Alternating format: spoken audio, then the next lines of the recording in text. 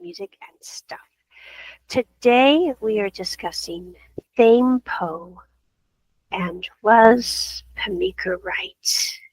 So I recently watched episode 11 of the ThamePo series, and as with most GMMTV shows, the curse of episode 11 happened yet again with the massive, terrible breakup.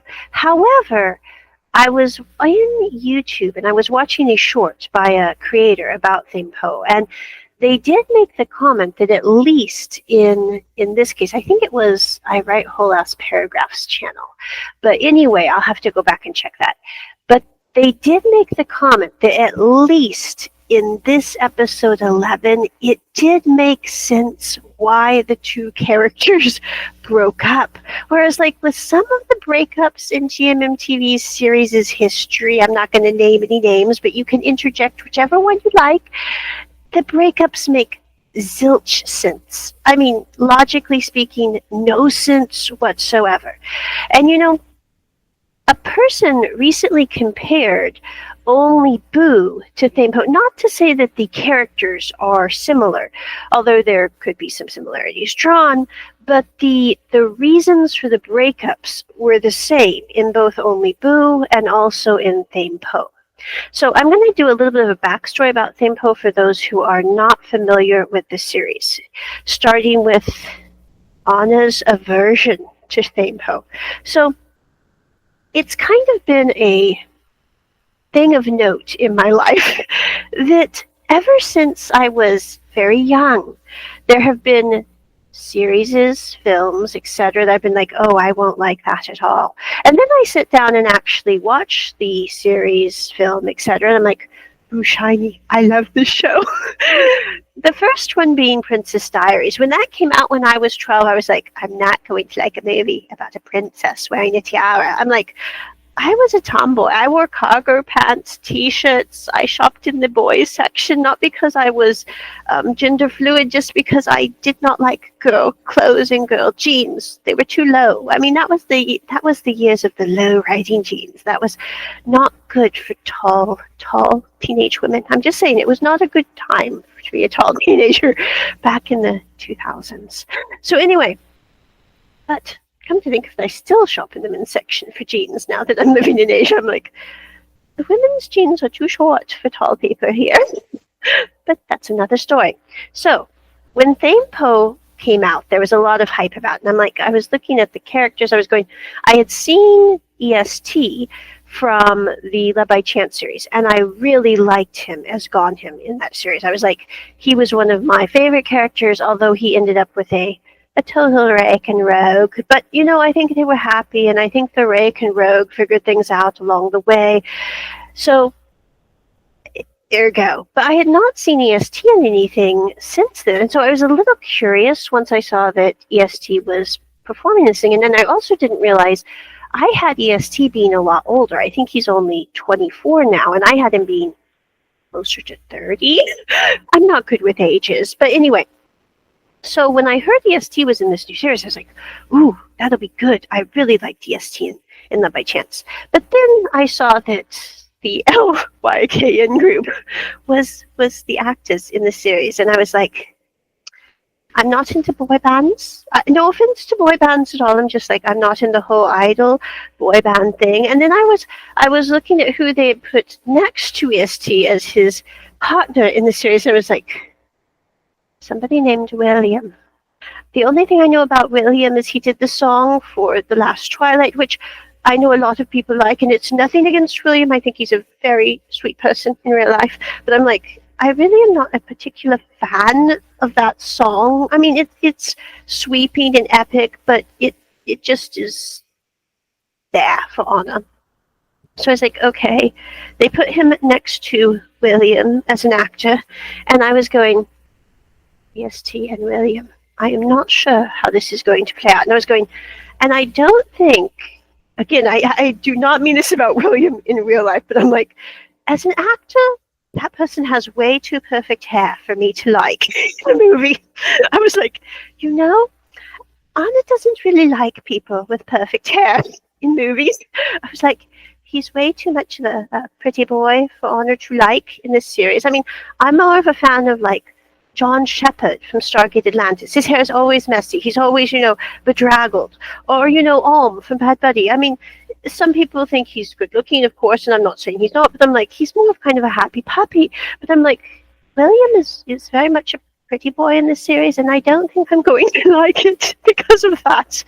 So I held off watching ThamePo for like 2 to 3 episodes when it first aired, which is very unusual for me with GMM TV shows.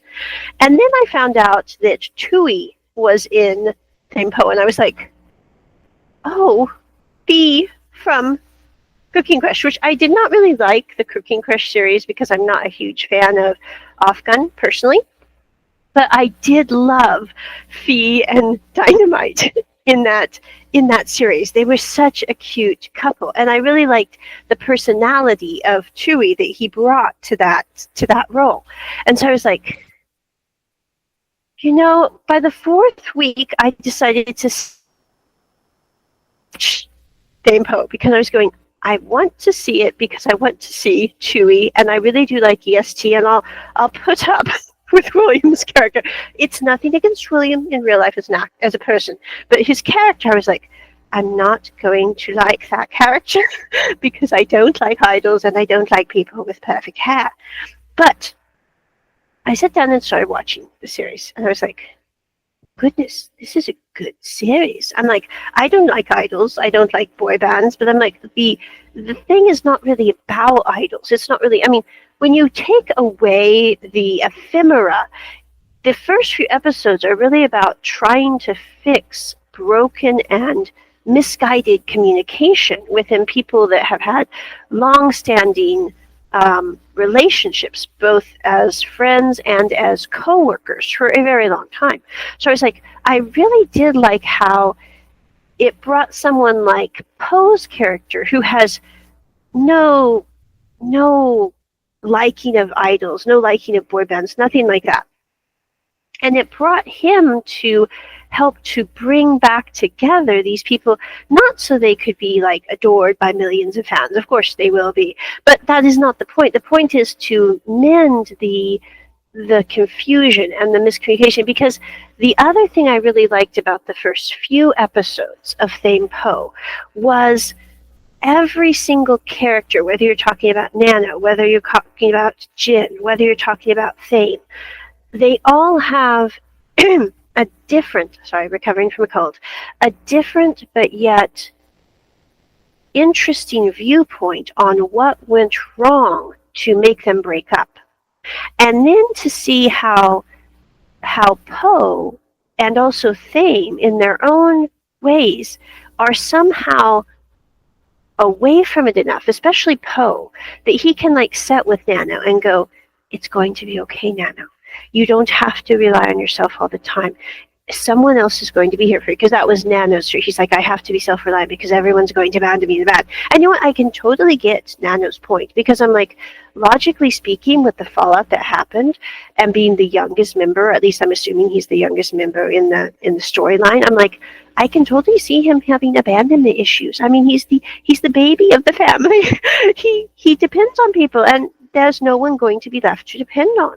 So I think that it really helped to show how fractured relationships can sometimes be mended. Now, of course, there are certain things that happen that you can't really mend the relationship, or to mend the relationship, you do have to step away from that person. So they can have their life and you can have yours, and it can be good.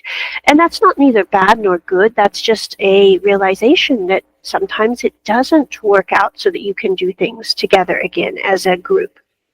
But I really did like the collaboration between the characters in the early episodes. Now, I still personally have no like for boy bands. It's like I'm very confused by the whole boy band thing, to be honest. I have been since I was a kid, though. Like when Backstreet Boys came out and NSYNC, I remember sitting there going, I don't understand why all the women my age are going wild for these boys who are not going to ever date them. I mean, it was just weird for all. I'm like, I can see being crazy happy and in love with someone that you're actually going to date. But just because you like someone's music does not mean that you are romantically compatible or that you will ever be in any situation where you would date them.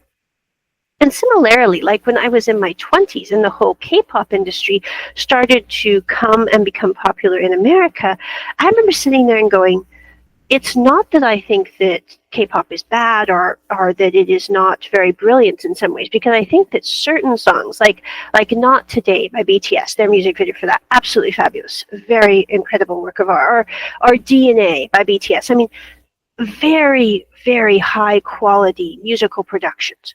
But that in no way means that I think that I want to end up with Jimin or Sugar. I'm like, I like some of their music, but that just means I like their music. I appreciate their music. It's like we wouldn't sit there back in the 1800s and go, oh, Frederick List, I think I want to be with him. I'm like, well, maybe Human did. I don't know. I should Google that. But anyway, I'm just like, I don't understand the crazy fascination with the boy band industry in the world globally, and also the ridiculous nature of it, like we saw in episode 10 last week, where the Pepper was dating Gam, and when the news found out, the fan page shut down because she was heartbroken. Her bias had the audacity to fall in love with a woman. I'm like, your bias is never going to be with you, you crazy woman.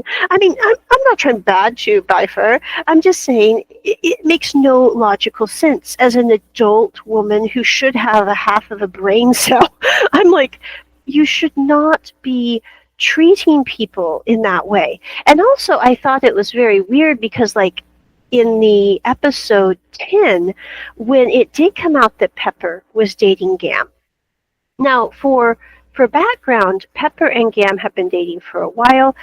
They work in the same company, so that's how they met and kind of built camaraderie.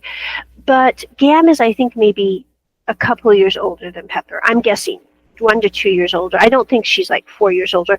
And in the storyline also, Thame and Po, I think Po is like a couple years older than Thame. Now in real life, EST is like 4 years older than William, I believe, because when William was filming, he was 19, EST was like 23, 24. Now William is 20 as of February this year in 2025. So they're still like 4 years apart. But in the storyline, both characters, both Pepper and also Thame, I believe, although I have not read the novel, I actually just bought the novel on ETI CD.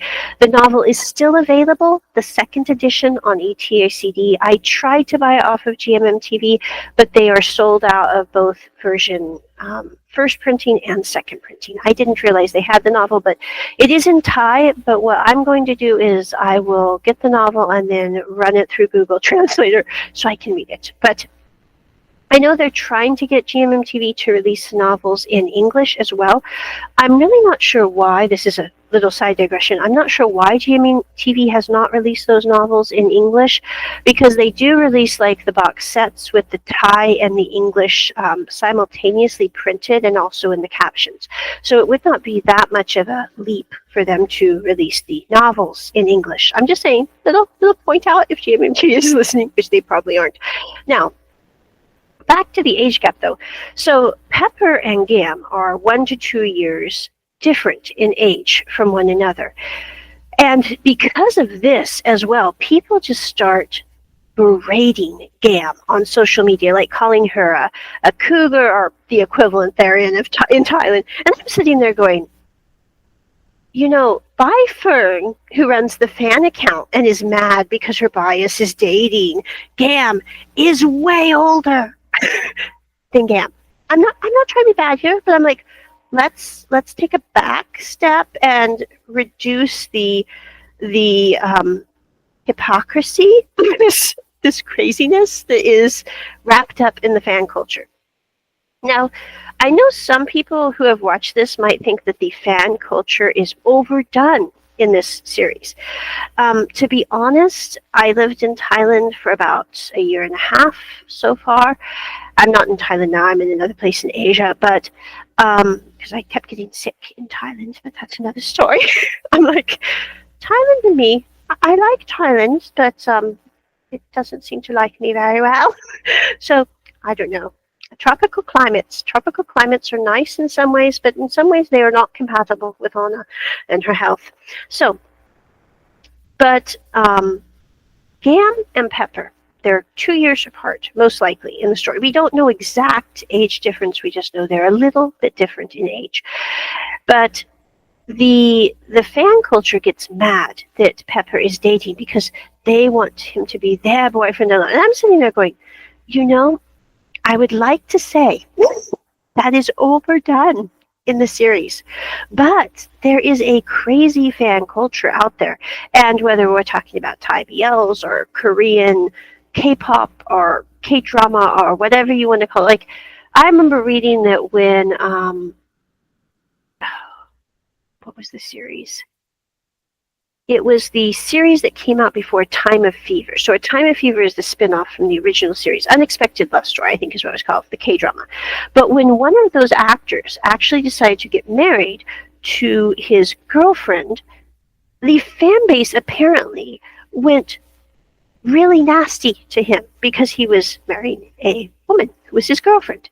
And I remember some people had come out and went, this is absolutely ridiculous that people cannot just be happy that this person has found that person. And why do we think that because someone is in a BL drama, they're going to also be homosexual? It makes zero sense, given the fact that most people that star in BL dramas are not homosexual.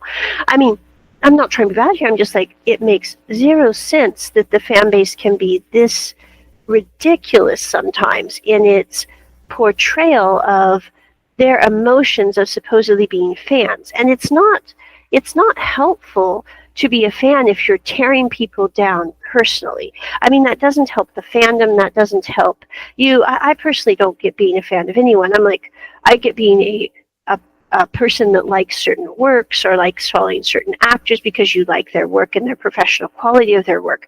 But I'm like, to say you're a fan just seems a little weird to Anna. And also, it's kind of the thing which, from what I understand, broke up the pairing of and Nanon. I mean, of course, Nanon had his desire to go and pursue music, but the other problem, from what I've seen in the threads and in the comments, was that the fan base was so crazy and so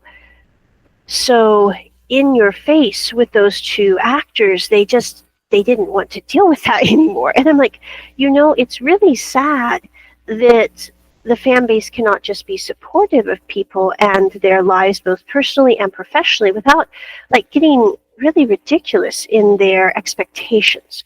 So when Gam and Pepper are discovered, they Pepper comes out in a statement and says, I'm no longer dating Gam. We were just in the talking stage.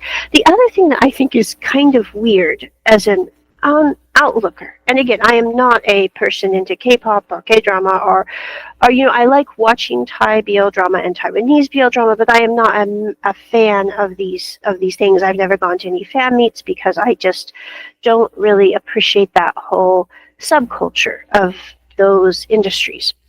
But the thing that I found interesting in both episode 10 and now episode 11 is there was a comment made that they are in the talking stage, because it can't be seen that Pepper is having an active relationship with someone, because then he is somehow not quite as innocent as he should be.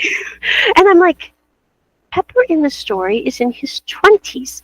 A guy in his 20s is probably not going to be living like a monk. I mean, I'm not trying to be bad here. I'm just like, that is not realistic. And I think it's interesting that like in K-pop industry too, they have it where the idols don't date, and it's like, of course they're probably dating. They're in their 20s. They're it's not.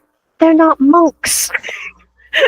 I'm just saying. I'm like, if you're a monk or if you aren't into dating, then I can see you not having a person. But I'm like, if you're not a monk and you are in your 20s, you're probably going to be dating. It just might not be on the television for everyone to see.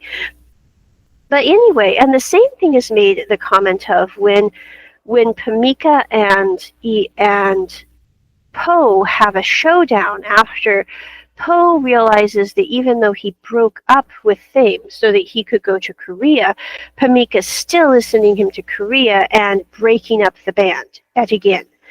And she has a showdown with Pamicka and says, I broke up with Thame so that you could guarantee that he could go to Korea still with the band. And now he has to go to Korea by himself, and you're not honoring your end of the bargain. And she said, basically, I thought it was really poignant in a way that Pamicka said, well, Thame must be pure to go to Korea. And I'm like, that is a really weird wording for translation. I'm not very good with Thai, so I'm like, maybe there is a better way they could have translated that. But I got to thinking, because I personally, I don't hate people, but I utterly detest some people, and their behaviors. Like I can think of, a handful, like Vlad the Impaler in history. He is utterly detestable. I mean, Hitler, utterly detestable. I'm like, you really can't say anything else but utterly detestable in their actions. And, Pamicka isn't up there with Vlad the Impaler or Hitler, but I'm saying she's, down a few notches, and I utterly detest that woman and her character. But the thing that I had to say is, like, I was watching a YouTube video that someone did that I am not a fan of violence at all. Anna believes in fair play and peace and all that. But someone had done a little stick figure video that made me laugh, because the episode was so sad the other day with episode 11. And then I was watching, and the stick figures, you have Thame stick figure on this side, ThamePo fan stick figures on this side, Pamicka's stick figure in the middle, and they're walloping the stick figure for Pamicka. And then at the very end, Thame's stick figure wallops with a big hand. And I was like, that was funny, not necessarily appropriate given my anti-violent state, but I'm like, I did get a laugh out of that. But I sat there and I was like, when I was making a comment on that video, because I was like, this person deserves a little bit of a comment, because that was funny and made us all laugh after a very sad episode 11. But I said, as much as I detest Pamicka, I do have to say, I'm like, if Thame did go to Korea, they would eat him alive if they found out that he was dating Po, because they are so anti-LGBTQI+ in Korea. And that is not because I am biased or against Korea at all. It is simply the honest truth about the situation there. Like, I know that here back in 2021, there was a person in the Air Force that was transgender. They got thrown out of the Air Force because they were transgender, and then they committed suicide because they just couldn't handle the pain involved in all that. And when they were trying to do the Squid Games here recently, they tried to find someone who was transgender to be the actor in the Squid Games.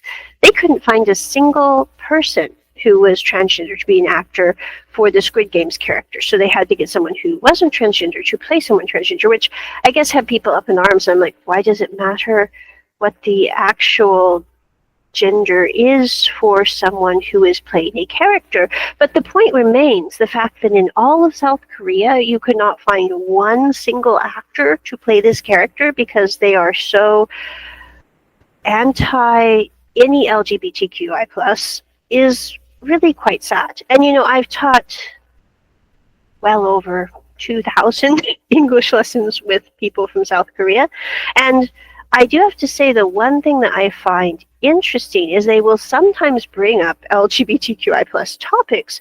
I do not bring them up myself, but they will bring them up. And the thing that I find so strange about Korea compared to other places, and I think it is a societal structure thing. Because I was talking with one of my friends, and I have friends who are from South Korea, so this is not a prejudice against all of South Korea, but it is an interesting societal construct that I think needs to bear recognition when considering ThamePo. But I was talking to some of my friends, and I was like, the thing that I find so strange when I am teaching a South Korean student as opposed to like a student from Japan or Taiwan or Thailand. It's like if a South Korean student makes a culturally inappropriate remark about any topic, I mean, any topic, and sometimes they make some really interesting culturally inappropriate remarks when I'm doing classes. I'm like, if you ever go to the US, I would refrain from making this culturally inappropriate remark about this group of people, whether we're talking about LGBTQI plus or someone who's of a different nationality or something like that. And instead of going, oh, I will refrain from doing that if I go to a place because that would be considered inappropriate, they will sit there and go, oh, like, it's a joke. And I'm like, I don't know why they do this. Because, where I'm from, we don't laugh when we do something that is culturally unacceptable and think that the other person is going to think it's funny. Because I'm like, I'm not part of the people that you just insulted. But I do think that it is not appropriate to insult people, especially when we have really no knowledge of those people, since there aren't any of those people in South Korea. Now, some people would argue and go, oh, it's because they're a monoculture in South Korea, and that's why they are more isolationist in their tendencies and in their approach to how they handle differences in a group. But I don't think that's the whole story, because, like, in Japan, that is another monoculture. I mean, most people in Japan are Japanese. They have a small amount of people that are working in Japan from China or from Southeast Asia, for example, or the Philippines. I don't know if the Philippines qualifies as Southeast Asia. I have to Google that. But anyway, but if I have a Japanese student and they ask a question and I say, that is an interesting topic, but we need to word this differently so we don't come off as being rude and culturally offensive, they will go, oh, I am so sorry. I did not mean to say that. And I'm like, I'm not even the person who they are referring to. But they're like, oh, I didn't realize that was offensive. I will not do that if I meet someone like that. Because in Japan, it is considered very bad to insult someone, even inadvertently.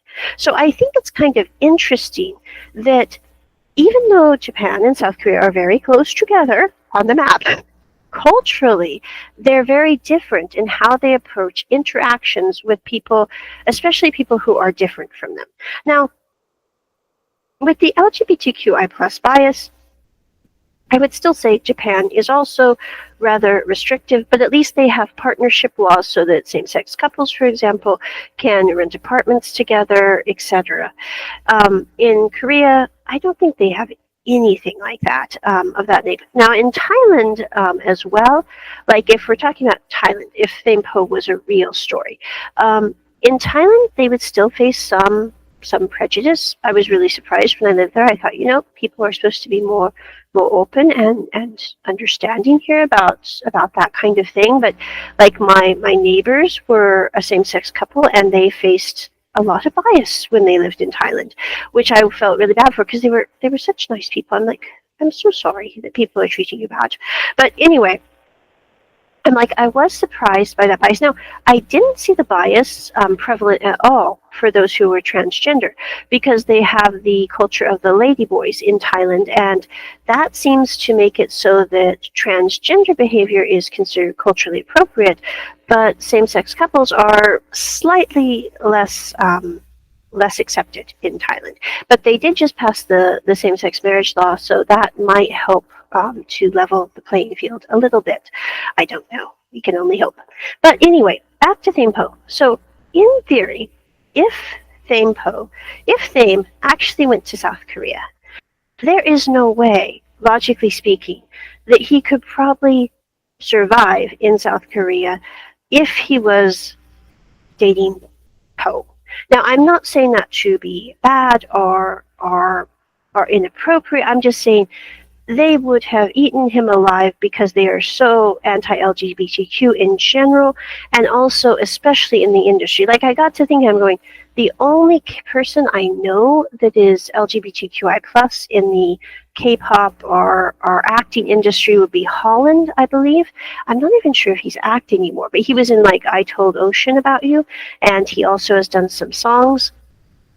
but he's the only LGBTQI plus actor and artist I know of that is in Korea, and I'm sure that he has had to deal with a ton of barriers given the situation in Korea. It's like I was watching an interview with Holland and just a random person who they had gathered who was also Korean who wanted to meet a K-pop artist, and she's like, they were talking about she didn't know which artist she was meeting, and they were like, and she was like, well, do you have a girlfriend? And he's like, no, I don't. And she's like, oh, are you gay? I guess that's okay. And I'm going, that is the problem Hana has with Korea. I'm like we need you to be okay with it. I'm like, I don't mean where I'm going, you're not the one dating anyone. Why do you need to be okay with something? I'm like, this boggles on his mind, but it is the typical mindset that in a nutshell is what I have problems with the anti-LGBTQI plus behavior in South Korea. So anyway, I do think that as much as I hate Pamicka, or utterly detest Pamicka's character, I do have to say if Thame goes to Korea, it would not work for him to be with Po. It just wouldn't work. And it's not really because of him being pure or not pure. It's simply because they would have had a fit if they had known that he was dating anyone. But if they had known that he was dating someone of the same gender, the fit would have gone up to a magnitude 1,000. I'm like, it would have been a disaster. So I do think that in many ways on that front, as much as I detest Pamicka, I do have to say I do think she was right about that. Now the question then is, though, even if someone is right about something, are they right about their actions regarding that something? And I think that's a question that is important to ask, because Pamicka may have been dead level right about Thame and Po not being able to be together if Thame went to Korea. But was she dead level right in how she handled that situation? The answer would be a rousing no. Because Pamicka does not own these people. Pamicka does not realize that these people are individuals. They have their own lives. They have their own, dreams, hopes, ambitions that don't all revolve around making the company money. I'm like, it is none of her really business who Thame does or doesn't like. Now, would it affect him going to Korea? Yes, but can they handle that in some way? Yes, he could stay in Thailand and continue to make music and make the company a lot of money. There are ways around things. He could go to another country where they are less anti-LGBTQI plus. I'm just saying, it's not that big of a deal to find a workaround. Similarly, she had no right to be sending pictures of Gam and Pepper to the newspaper. I'm like, she's ratting out her own people who she should be working to instill a camaraderie and trust in, and instead she's instilling fear and utter disgust in. And I can't blame anyone for disliking Pamicka. She is just utterly dislikable. But I'm like, she could have handled the situation, even though she was true about the end result. The way that was handled was absolutely horrible. Absolutely. I'm like, how dare you go and mess with people's personal lives? I'm like, it is none of your business who people love or don't love or want to be with or don't want to be with. Now, the other interesting thing about ThamePo that I think is really nice so far. Now, I'm going to be kind of curious, like in episode 11 and episode 12, how they handle the series. Because like when I started watching GMMTV, that was back in 2021, I think 1,000 Stars, He's Coming to Me, then Bad Buddy, then, the others followed, which I can't remember at the moment, but, the whole 9 yards. But when I started watching Thai BL dramas, I really did not like one thing that seemed to be very prevalent in almost every drama I watched. It was, well, I like them, but I'm not sure because they're a guy. And it was like a big problem in the whole series that they had to work through, at least for one of the characters. Now, usually it was only just one of the characters, not both. It wasn't like both had this big, all-consuming conundrum to deal with, which is kind of nice. You don't want two people in a relationship having conundrums. That's too much trouble, but also too much trouble for the screen. But anyway, I'm like, the thing that I did find interesting about ThamePo and the relationships depicted in ThamePo is there has not been one bit of discussion about like Thame being shocked that he likes Poe, or Poe being, Poe I think is just Poe. Poe knows what he likes. Poe is, content in himself. Poe also has a very low sense of self-esteem, which is part of the major problem that's going on right now. But I think that the interesting thing with Thame is, number one, Thame is very young in this series. Like, I think they're trying to make him in the series be about 20 to 22 is my guess. He can't pull off being 24 in the series, but we'll say 20 to 22 in the series, even though he was 19 when he played in the show. But they're having him be like 20 to 22. And I'm going, for a 20 to 22-year-old to be able to navigate what Thame is navigating and quietly pull it off, even halfway right. Now, I am not saying Thame is doing a splendiferous job, because like when I first started watching, okay, the perfect hair had on it, like, no. But the other thing that I did not really like about Thame is I was like, he really doesn't have any like really redeeming qualities that make you go, oh, the happy puppy.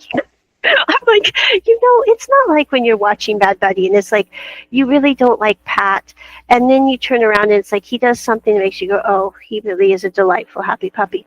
But the thing about Thame is like when you're watching the first few episodes, is you're going, he really doesn't have any like major redeeming qualities. If we're leaving out the appearance factor, the perfect hair, which I know some people think is like fabulous, but I'm like, that really is like not even a blip on Anna's record of like what makes someone have a redeeming quality. I'm like, the hair is not one of the top ones. So I'm like, but he does have the ability to try really, really hard. I'm like, he might be having no clue how to handle something. I'm like, really, like zero clue how to handle something. But he tries really hard. It's like when Thame and Poe start trying to date, I think it's up to note Thame has never dated anyone. Thame has no clue how to date. I love the scene where he's with Pepper and he's like, I don't know if I like Poe. I just know that I want him to feel valued and important in my life. And Pepper's like, maybe do the hug test, which I think is sort of like, just because someone hugs well does not mean they make a good partner for life. But anyway, I'm like, it's a very cute test. I will admit, I was like, that is an adorable test, but it is not like the litmus test of will they make a good partner. But I think the interesting thing with Thame is like he has no clue about dating. It's like he asks Poe if he can go watch a movie at his house, and I was like, several years ago, when I first started dating, I had an incident which deeply puzzled me, made me very uncomfortable. And I was like, I was utterly baffled for literally like 2 to 3 years after, until I found out that for some people a movie means something else. Because I had invited someone over who I had met for a couple of dates, and I was like, they were having trouble. They were busy with their finals. I was like, I have pizza. We could watch a movie. It might be kind of fun. And I really did just mean movie. Because for Anna, when I say something, I'm not going to like veil it in mystery. I'm not a Netflix and chill person. I didn't even know what Netflix and chill meant until like last year, and I was on the bisexual group, and they were like, "Did you guys know that Netflix and chill does not mean Netflix and chill?" I was like, "Oh." When I read that on the group, I was going, and there were a lot of demisexuals like me that we were like, that's what it meant. Because for the life of me, whenever I was on a dating app, which is very rare, I could not figure out why all the guys were saying Netflix and chill. I'm like, what do all these guys find appealing about Netflix? And why do they spend all their time watching Netflix? I mean, why don't they go take a walk? Or why don't they go, to a bookstore or do something, interesting? Netflix has limited movie options, comparatively speaking. I'm going, so when I found that out on the demi group about a year and a half ago now, I was like, that explains a lot. Because I was like, huh, okay. So anyway, a few years ago, quite a few years ago actually now, I had invited someone over for a movie, and we were sitting there watching a movie. I was having pizza, and they mentioned something. I was like, excuse me? I was going, that is not happening. I didn't tell them this story. I was like, I have only known you for 5.75 hours, and I can guarantee you that is not happening. I mean, I was like, I'm glad that we had this discussion, but I really don't want to see you again after this. So that was my brief movie night. I was like, we're supposed to be sitting here watching The Secret Life of Walter Mitty, and we just got to the part about the quintessence of life, and you're talking about this. I was like, it was not a good moment. I'm like, yeah. But anyway, so when Thame asks Poe if he can come over to the apartment to watch a movie, I'm sitting there dying because I'm like, Thame really thinks they're going to watch a movie, and Poe really thinks he means something else. And I think it was so funny because I'm like, that was a bloody hilarious thing for me, because I'm going, I totally get Thame, and I also totally get Poe now. But it was so funny to see that scene because Thame ends up panicking at the movie and leaving early, and he goes back home to his boy bandmates, and they're like, You're home already? I thought you were going to stay at Poe's. And he's like, I left after watching the movie. And Tui's character sitting there, Pepper sitting there going, you do realize that isn't exactly probably what he thought it meant. And Tim's like, well, is the movie a movie? And all the bandmates are sitting there going, Thame doesn't get out much. Thame does not know slang. Slang has no idea what that means. So anyway, but I did like how when Thame tries very hard, he tries very hard with his bandmates. He doesn't have a clue about how to handle things. He gets into massive debt in certain situations because the songs weren't selling well. So he basically sold himself to cover his bandmates' debt. When it comes to him and Poe, I think one of the things that's interesting is, like, people are like, wow, they really rushed into the relationship. I mean, Thame is moving his stuff into the apartment on like their second date. But I'm going, it makes perfect sense when you think about it from one perspective. Because if we look at Poe really feels he is pretty worthless. He doesn't feel like he's very talented at his job. He doesn't feel that he's been talented in his love life because Ern didn't appreciate him. I'm like, he really just feels like he is pretty useless and also not deserving of care. And I think it's very interesting. And he also doesn't feel that he is worth someone sticking around. I think that's one reason why, even though he likes Thame, he also doesn't feel like it will work out, because he feels like Thame will go and find someone that's more glamorous or fabulous or whatever. He's always like, well, I like him, but I don't think it'll work out. But I really think it's interesting that when Thame realizes that his Poe's closet is full of his extra stuff, he's like, clean out your closet. We're getting rid of the coffee mug. I'm getting new coffee mugs. I'm putting my clothes in the closet so you know that I am here now. And he's like, I'm putting my toothbrush in the toothbrush holder. I'm putting my books on the shelf. And he's not doing that because he's like, I mean, yes, there is a sense of jealousy, which Anna is not a proponent for jealousy. I think that jealousy is usually negative. But I will say, in Thame's case, even though he does have some negative tendencies for jealousy, he becomes a very grumpy puppy. But I'm just saying, there is some positives to Thame's jealousy, because he's like, we're fixing this. We're getting rid of this. We're putting this here so I am staying. I am not going. I'm putting my jackets in the closet. You can use my jackets if you want something comfy. So bye. And then he's like, he gets the new mugs. He's like, use this mug. It's got your little camera on it. It's got my little headset on it. I will make coffee in the morning. I love that the first night, or actually the second date, when they were going to have a romantic moment, that stops when he finds out about the cause, and he's like, we're going to fix this. We're getting to the truth. And instead of like them resuming that romantic moment, instead, what Thame does is he puts his stuff in Poe's house. He stays up late, and you find out in episode 11, I think one of the most touching things in the whole series, like bar none. I was sitting here going, you know, if there was a green flag, if there was a redeeming quality for Thame, I would say that it was in that box of essential items that he ordered and had delivered for Poe after their breakup. We didn't know at the time. But what I realized when I was watching episode 11 was, I was like, the first night that he technically moved in to the apartment, which was on their second date.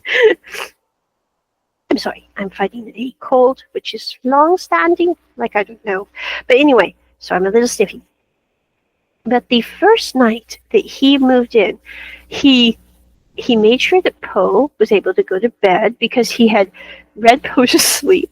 I'm like, it was more important for Thame to make sure that Poe feels comfortable and at peace. So he reads Poe to sleep, and then he goes through Poe's house, making sure that he gets like the dish soap, the toothpaste, the laundry soap, the squeegee brushes for the sink. And then he has a note put on it that says, let's be a part of each other's everyday lives. And then you see him in giving Poe a little kiss on his neck. And he goes to bed. And then the next morning, he's out there making coffee because he wants Poe to know he's going to stick around. Now, I think that this is emblematic of the redeeming quality of Thame. It's like, if you look at Thame's positive, it's his consistent desire to try really hard. And I think that is even shown in like the breakup scene where he's sitting there going, I can handle being tired, Poe. What do you want? Do you want me to be there to reach you at the end of the day on the phone, even when we don't have anything to talk about, and I'll play you a song? Do you want me to walk you back and forth to our house? Do you want me to be present and remember your number? Do you want that? He's like, I can handle being tired. I will figure out a way to do this. I can figure out a way to make it work. And there is great debate because I'm like, we may want to be there for someone. We may want to be capable and able to do something. And that might not be possible, even with our best of attempts. And I think that that's the thing that really came out in the breakup scene. It's like, Poe doesn't want to break up with Thame, and Thame does not want to break up with Poe. It's not that they had a argument and it ended in like a fiery dirge. And I think that's something that one person pointed out. They were like, with Gam and Pepper, their breakup involved a lot of miscommunication. Pepper didn't know the full story. Gam didn't know the full story. And because of that, their breakup, I think, is more unsettling. Even though Thame and Poe's is very tragic, theirs is more unsettling because there's no closing, there's no explanation. It's like Gam is like, well, I want to preserve my career, but when Poe goes and talks to her that evening, she's like, I knew that in order for him to get to the top charts, I had to break up with him because they would not be able to do that if I didn't. And she's like, I can take the hit. I can be heartbroken. And that way Pepper has the fame and the prestige and all that. And I think it's very sad that even though it would have been a very painful conversation, similar to Thame and Poe's conversation, if Gam had been honest about her reasons for breaking up, it wouldn't have made it better. It wouldn't have maybe made them not break up. But it would have been better for both those individuals because they would have had the ability to know the reasons behind it. I think that, in today's modern age, we have a lot of ghosting. It was like I was watching the new Bridget Jones Diary, which I really did not like that show except for the last few minutes of it. But I'm like, the last few minutes were worth me going because they really helped solidify something, but that's for another podcast. So anyway, but I think that the thing that the Bridget Jones movie discussed was it was about like when Bridget is dating the one person, Rockstar, I think was his name. That was a bad decision. But anyway, I'm like, that's one reason why you should not date someone with supposedly perfect hair. I'm like, that's just a good reminder. But anyway, he ghosts her, and I'm like, we live in an age of ghosting. Now, I think that it is emblematic of our culture and also emblematic of the fact that, a lot of people in my generation, I cannot say all people in my generation, we are very conflict averse. I think it's because we grew up with parents who are of the baby boomer generation, and we saw, some of us, not all of us, a lot of conflict with our parents, and we were like, we don't like conflict. Conflict is messy. People start yelling. It makes us all stressed. It's like it's better just to walk away and go silent. But, I think that it really isn't better to walk away. Now, it depends on the situation, because until I was about 30, I was in a situation where it was not good to, discuss conflict with certain people because you would not be able to resolve it and it would just exacerbate it. But by the time I was 30, it was like I had made some life decisions which were a bit difficult, a bit uncomfortable. Not regarding any romantic relationships. I didn't really date until I was 30. But I'm like, after making those decisions, life got a lot easier because I decided after that, I was like, I'm not going to really interact with people that I cannot discuss things when we have a problem. Now, that does not mean that we always resolve the problem. It does not mean that we always are able to see eye to eye. It does not even mean that we really want to see eye to eye. It's like recently I had a bit of an altercation. I was like, I'm not even mad at the other person. The other person is not mad at me. But I'm like, we just don't really, we aren't able to make it feasibly work to stay in communication given the situation. I'm like, it's not that they wish me any ill, it's not that I wish them any ill, but it's like, sometimes it's not about ghosting, but it's about both of us sitting there and going, as mature adults, we don't really communicate well in this situation. And it's okay to do that. But I think with Gam and Pepper, the sad thing was they were not able to have that bit of talk like Thame and Po were. Now, Thame and Po's talk, it was heartbreaking to see Thame and Po's talk. It's like I was sitting there and I hardly ever cry when I'm watching a movie. I'm like, the only things that make me cry is like a good, well-written BL drama or a good sci-fi show where it's like the people that are going, we're probably going to die, but we are still going to do the right thing. I'm like, oh, those make Anna cry. The others, it's like, who cares? But the thing that I thought with Poe and Thame is it's like you have two characters who they both care so much for it. I think it was a bit sad, but one person had commented on YouTube on one of the videos I was watching about ThamePo that she thought that Poe didn't care nearly as much for Thame as Thame does, because Thame is always the one expressing his care. He's always the one to instigate a hug or a kiss or something like that. And I'm like, but it makes sense to me that Poe would be less instigated. And also I will point out that one of the reasons that it was that way in the series is William was 19 and EST was 24, and they actually did do the scenes on purpose so that William would feel more comfortable. So that's why they decided to have William lead some of the scenes instead of EST, just to make it more approachable for both actors. I also found that interesting because some people were really flying up mad about William and EST having a romantic moment. I think it was in episode 9.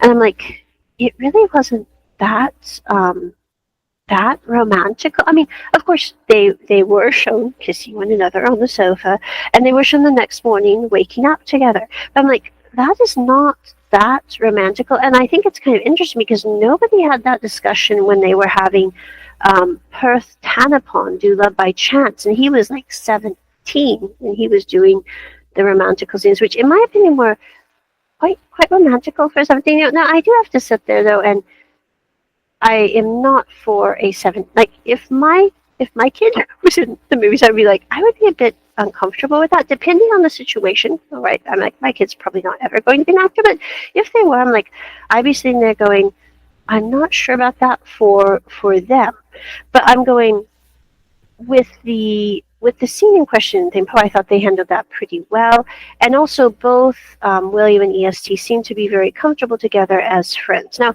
I do get a little tired of the whole like romantical side where everyone's trying to say, well, they're actually whatever in real life. I'm like, they're really good friends. They work together a lot on the series. They have to go to fan meets together. It's a good thing they get along, but I think it's a little far-fetched to say that they're going to be a couple in real life. It's kind of like how I feel about when they talk about Jimmy and C. I mean, if I found out at some point in my life, 10, 15 years down the road that they really are a couple, I'm like, oh, good for them. But it'd be kind of the same feeling I get with like, they've worked together for years. Obviously, they get along, and they just decided to become a couple. Coffee. Okay. Eating coffee. But again, I'm like, it's really none of my business. And even if it was relevant, I'm like, why do we care?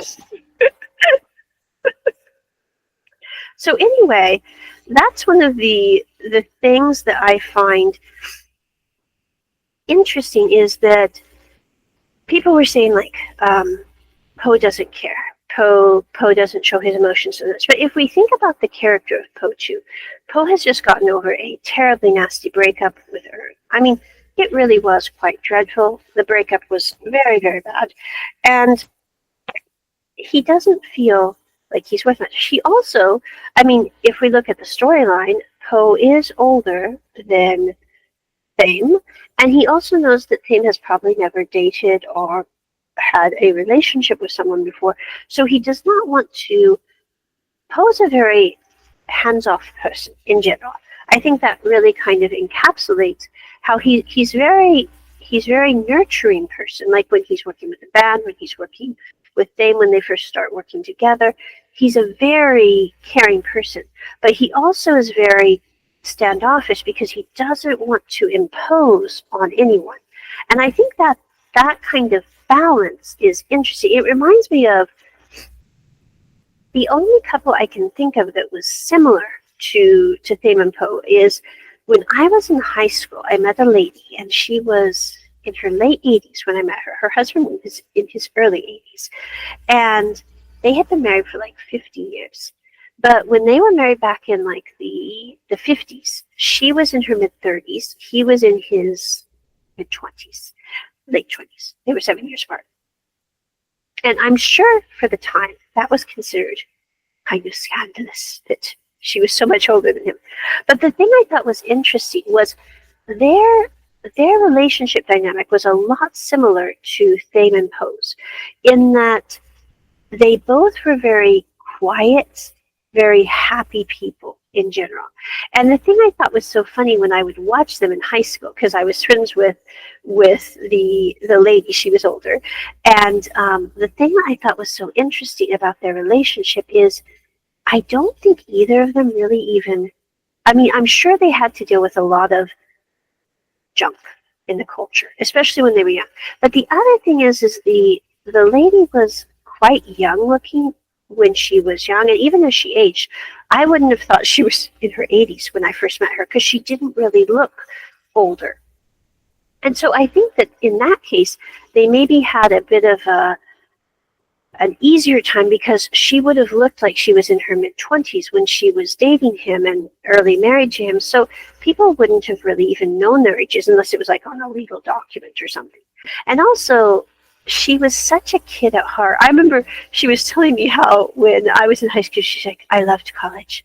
I would go visit with my professor and all the students would go, and then we would go and we'd thrust and parry swords on his sofa because he was teaching us fencing. And I'm like, I could so see her doing that. Even in her 80s, I'm like, she was just a hoot, and her husband was also a hoot in that he decided when he was 80 he was old enough to start flying planes, and then he would go into barrel rolls, but then he had to get a new plane because the oil was leaking on his head in his old plane. But I'm just saying the dynamic between them was more like really good friends mixed with care.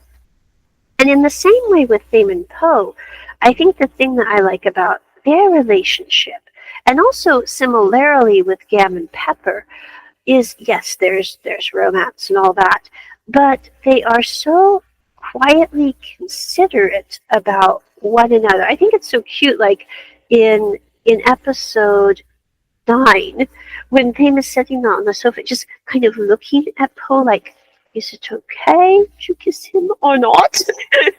Like, that is such a cute scene because he's not being weird, and he's not, I mean, yes, he is, I'm sure, trying to flirt with Poe, but in the similar way, he's sitting there trying to gauge the situation. It's like when he was there for the first movie night, and he's gently putting his arm next to Poe and holding his hand. He's like, I think this is okay.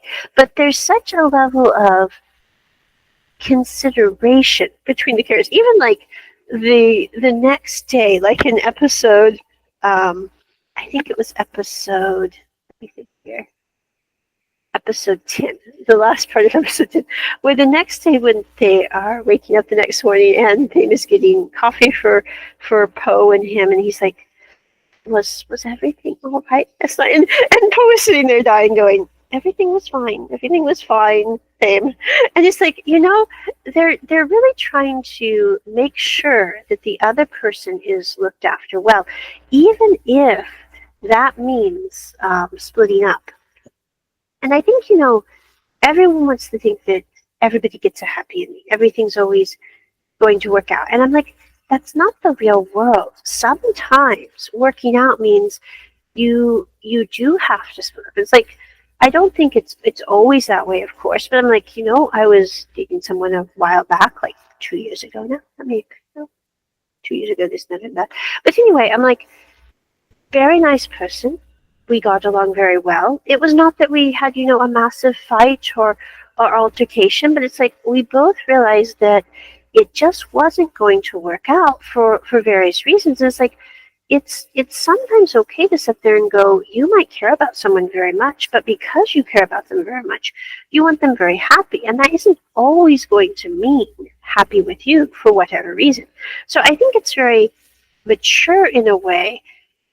Even though Thame and Poe broke up in this last episode, it was very sad and very disheartening. It also was very mature of both Thame and Poe. And in some ways, I think it was more mature of Poe because, coffee. Because, like other people have said in the comments on YouTube videos relating this episode and the breakup, they're like, Thame had his bandmates to go home to. He knew that he would have someone to fall back on if things are. Now, Thame does not have family. I mean, he has family, but they're never there for him. But I'm like, Thame had people to fall back on, but Poe has no one to fall back on.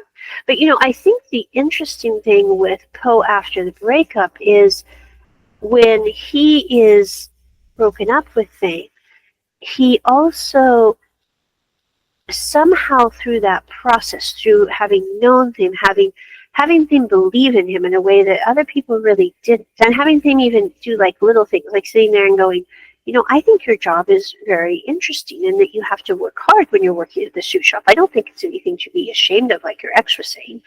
But, even little things like that get Poe to a point where he can sit there and go, no, I just want the BLT sandwich. I don't want you making 2 sandwiches. I just want 1 sandwich. I can handle this on my own.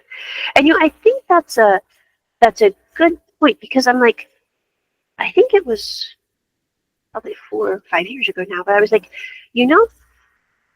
people were saying, once you're in your 20s or your 30s, you need to date and end up with people and whatever. Because I grew up in a farming community. I remember when I was 16, people were like, when are you getting married? When are you having children? I'm like, that's a long way off. I'm like, I'm not even sure on the kids. I'm like, I know I'm having kids, but I'm thinking I'm going to adopt. That seems like a much less painful labor procedure then the other.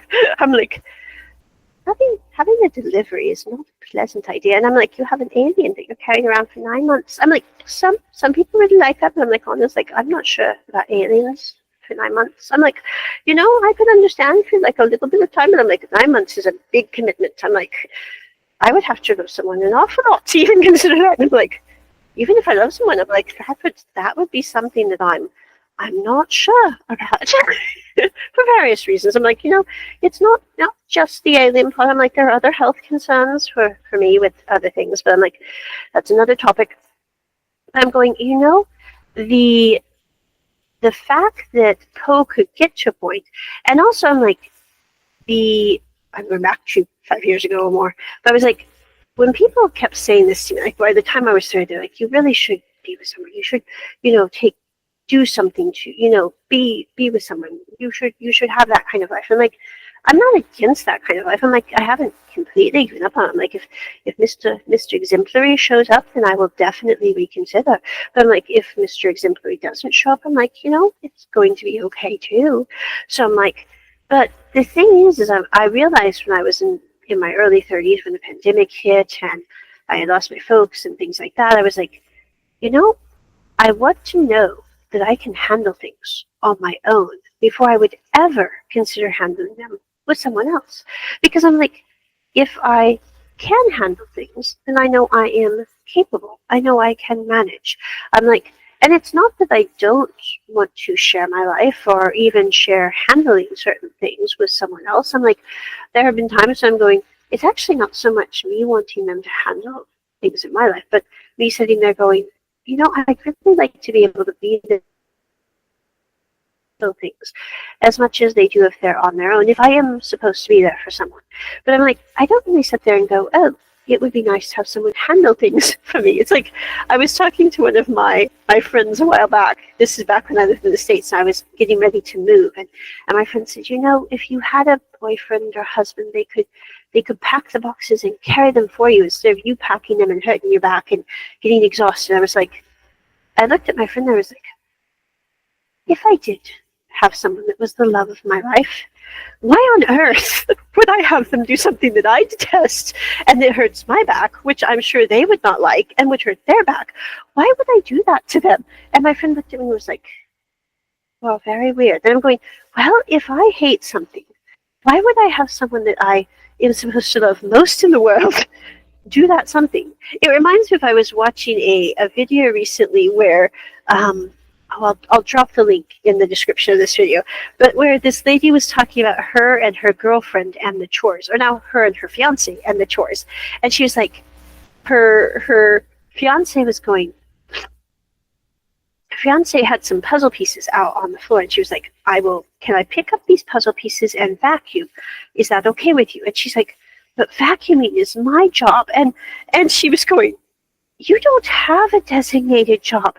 It just is vacuuming. It needs done. I can do the vacuuming. And her girlfriend, now fiance, is sitting there bawling because she's like, really? I don't have to do the vacuuming? It's not like my designated task. I'm going, that is more true than not. Because I put a comment on that video. I was like, this video, in a nutshell, is one reason why I, not the whole reason, but one reason why I and several of my other female friends are in part still single, because we don't like the idea of having to do designated chores, because that's how partnership works.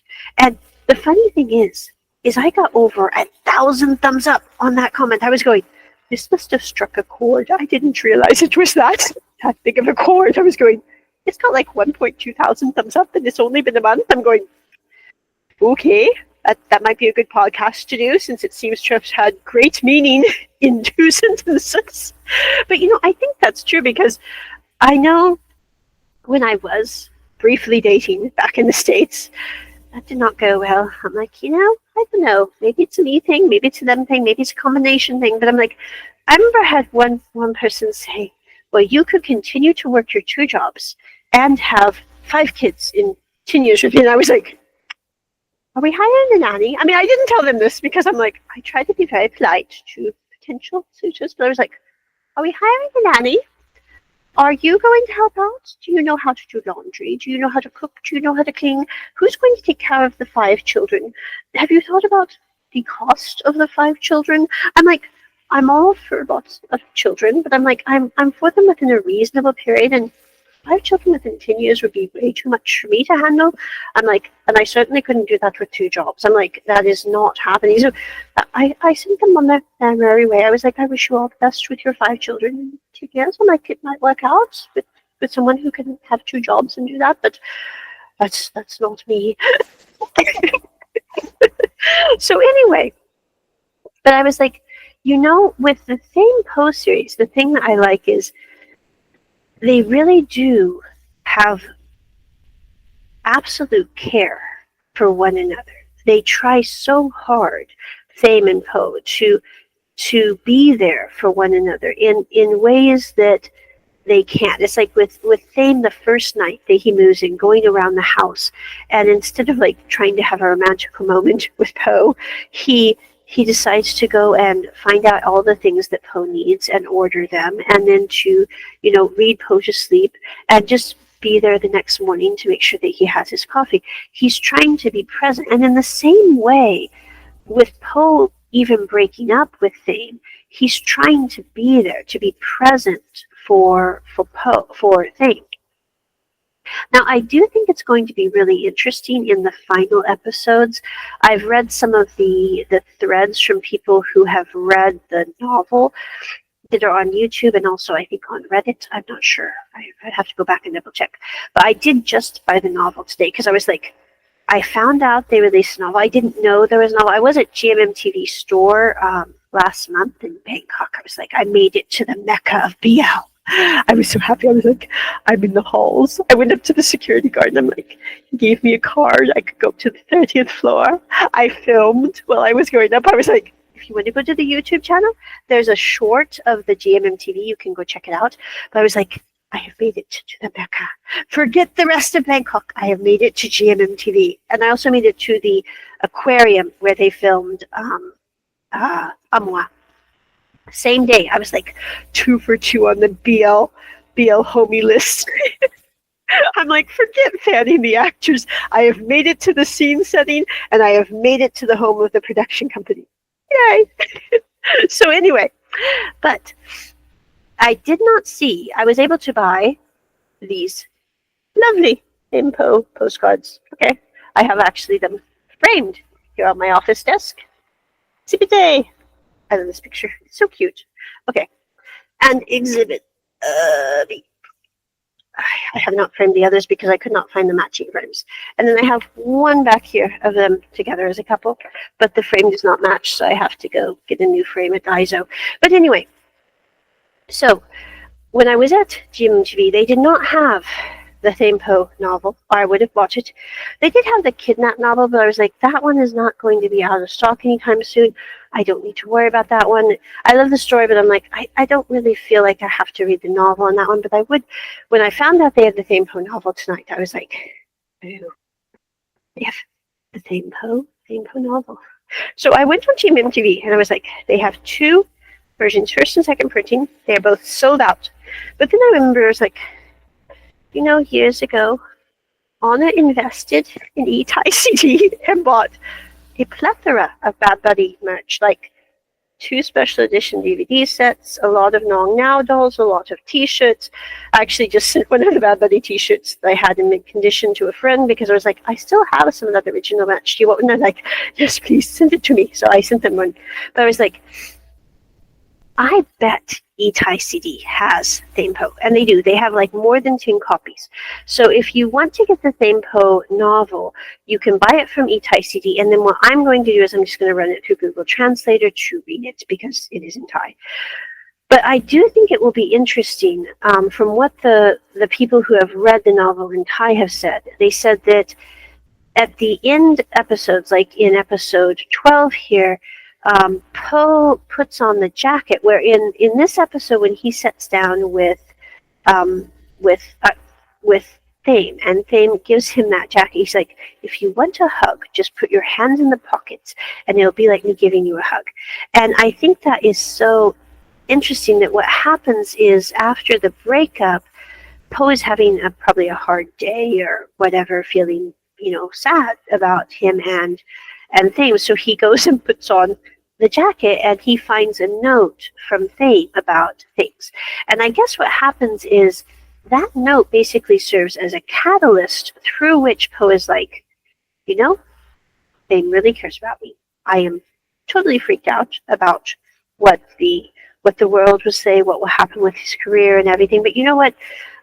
I'm not going to worry about that so much. I'm going to focus on Thame. And because of that, he and Thame are able to have another conversation.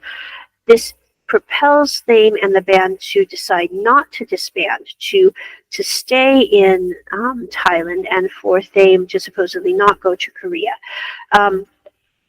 This then allows him and Poe to be back together, and by the end of the series, I believe Pepper and Gam are back together too. Now, the other thing that I would like to bring up about, I know this is a long podcast, but the other thing that's interesting about both Thame and Pepper and Poe and Gam is I was sitting here this week and I was like, the age difference between Pepper and Gam and Thame and Poe would maybe not be exactly the same, but pretty close. And it is kind of interesting that both Pepper and Thame chose to date and be with people that were slightly older than them, especially, I'm not sure, but in Thai society, that would be very unusual in most cases, especially for Pepper to be dating an older woman, even by a little bit, would be seen as kind of unusual.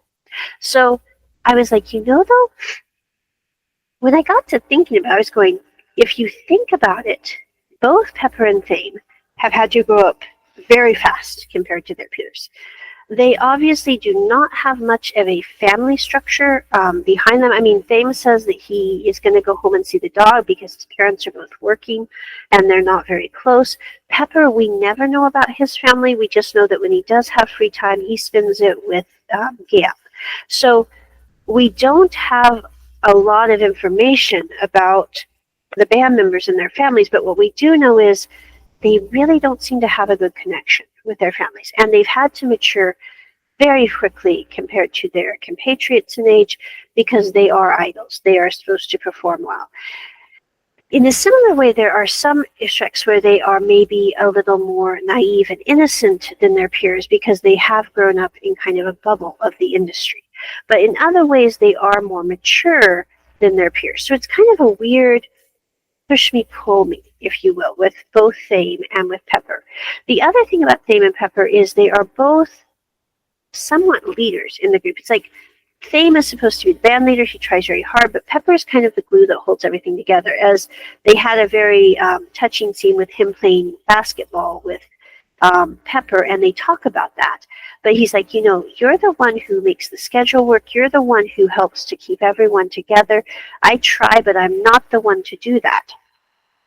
And I think it's kind of interesting that with Pepper, he ended up with Gam, who Gam is very mature, very capable. She's also a very sweet person, similar to how Poe is a very sweet and mature person. Now, I'm not saying they're the same type of person in personality, but what I'm saying is they do have the characteristics that both are very quiet, both are very mature, and also with both Poe and with Gam, neither of them are dating Thame or Pepper respectively because they're in a boy band. That is not the reason that they're attracted to them.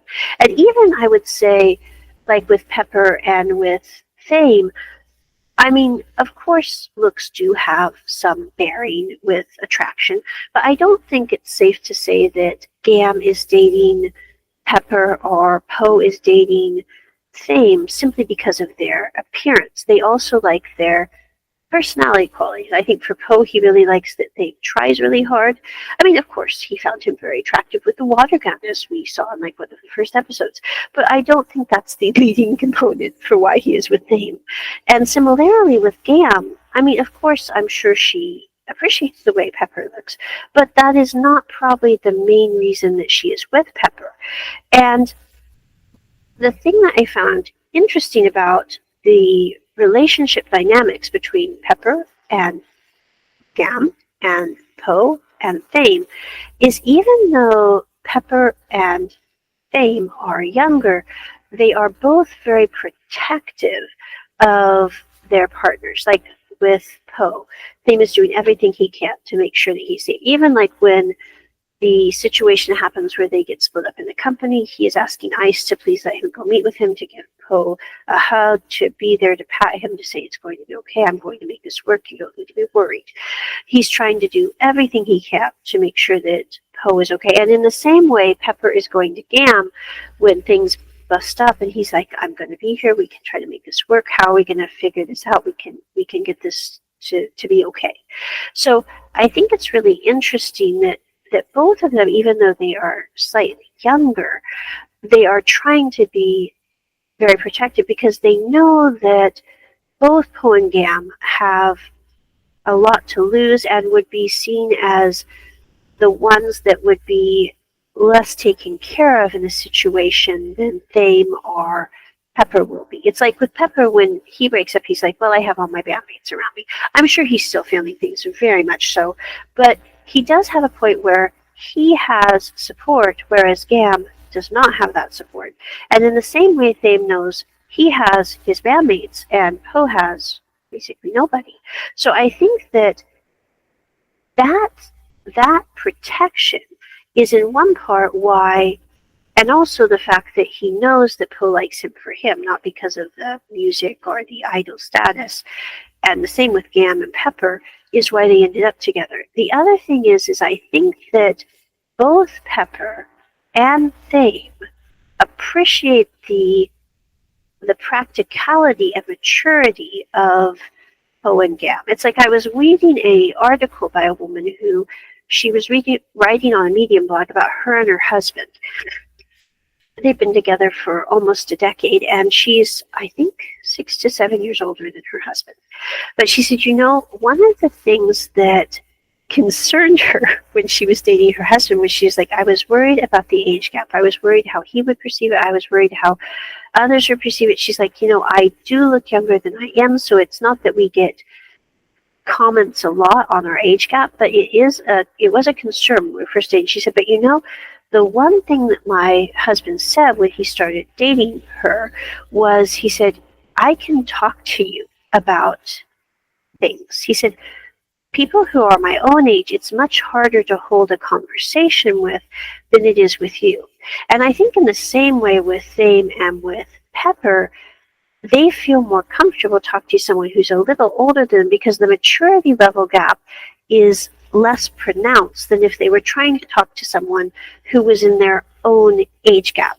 Like if Thame was dating a 20-year-old, the conversations they would be having would be a lot different than he's having with Po, who's 24. And the same with Gam. I'm like, if you're talking to a 20-year-old compared to a 24-year-old, there is a difference typically in how they converse. Not always. Like with Thame, I would say that he's perfectly capable of holding a conversation with Po. And same with Gam and Pepper. But the reason is they've had to mature because they didn't have another option.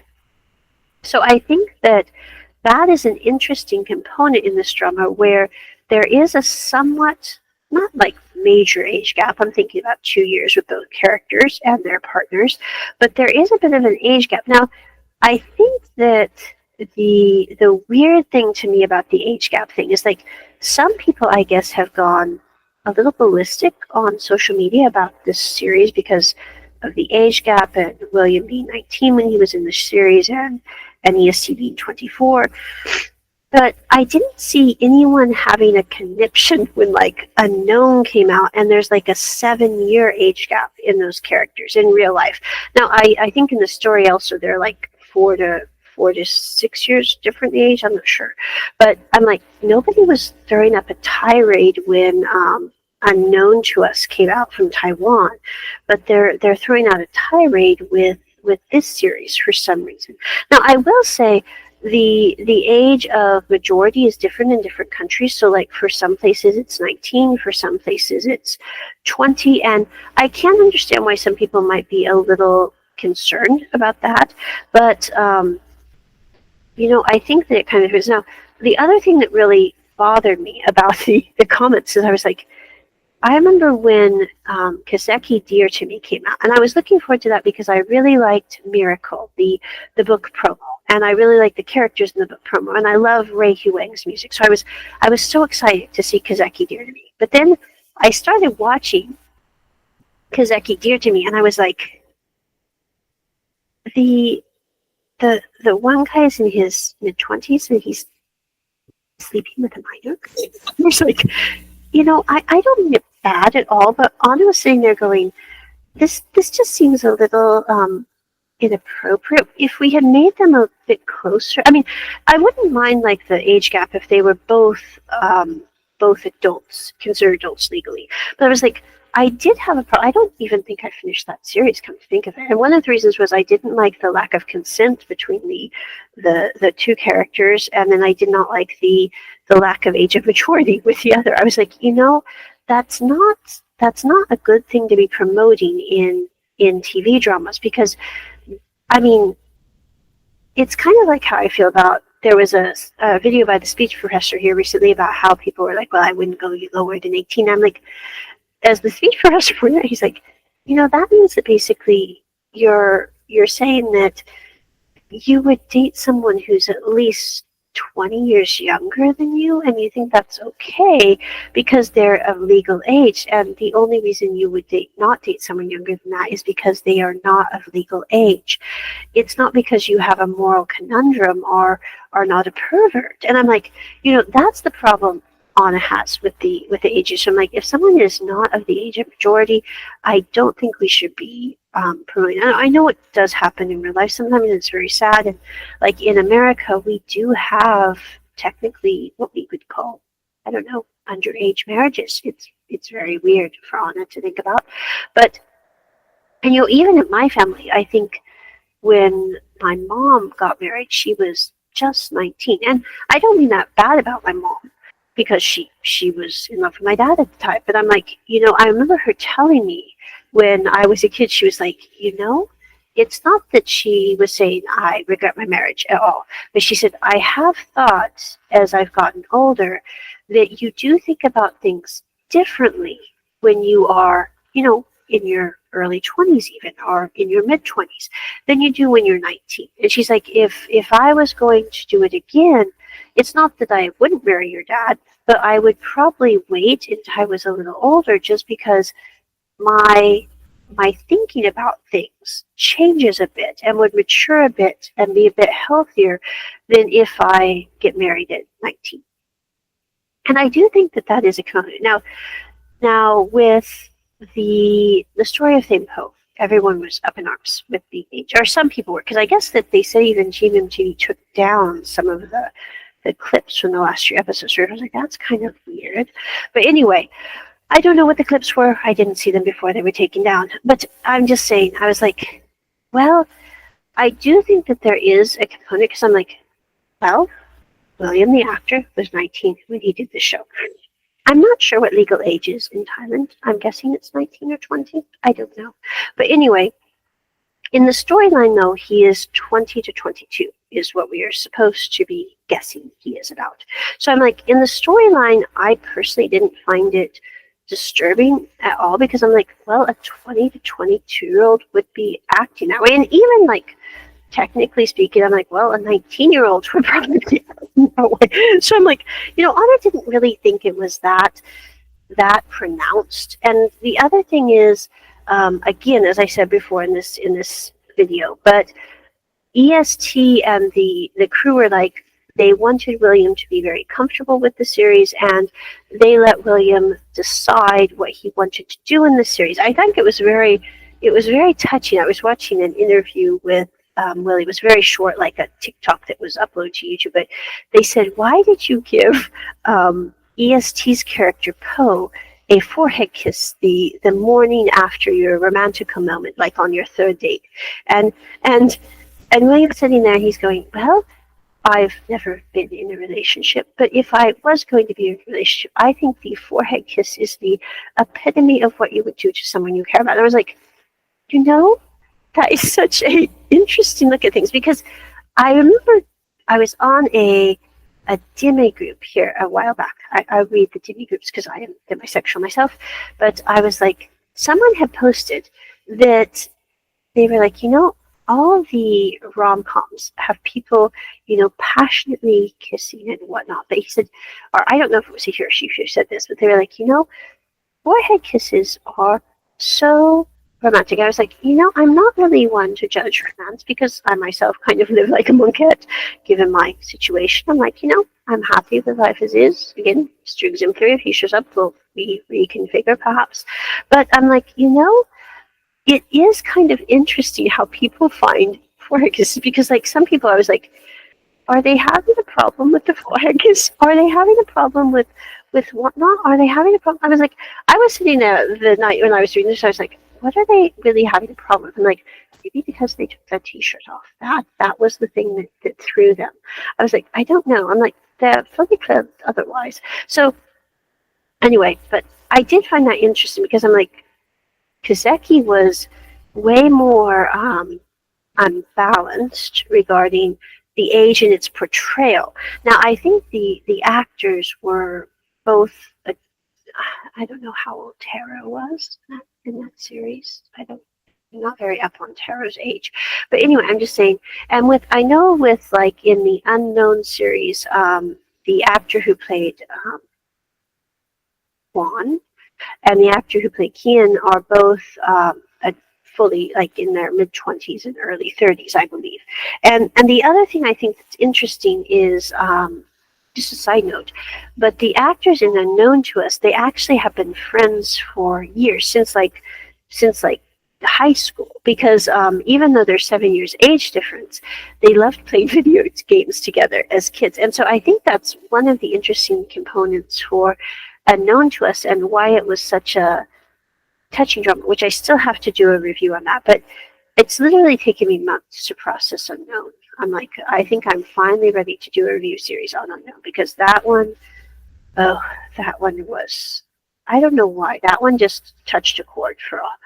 But anyway, but the actors from Unknown, I think one of the reasons that series was so very well in being able to be pulled off was they have been friends since high school or junior high for the case of the actor who played Juan.